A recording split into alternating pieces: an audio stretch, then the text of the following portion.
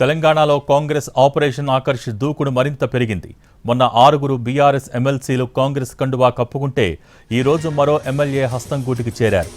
Gadwal BRS MLA బండ్ల Krishnamohan Reddy CM Revanth సమక్షంలో కాంగ్రెస్ తీర్థం పుచ్చుకున్నారు. జూబ్లీహిల్స్ నివాసంలో కండువా కప్పి పార్టీలోకి ఆహ్వానించారు సీఎం.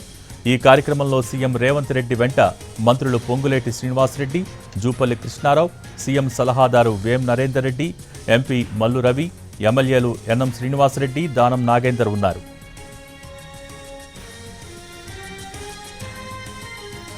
గద్వాల ఎమ్మెల్యే బండ్లతో కలుపుకుంటే ఇప్పటికీ 7 బీఆర్ఎస్ ఎమ్మెల్యేలు కాంగ్రెస్లో చేరినట్టయింది.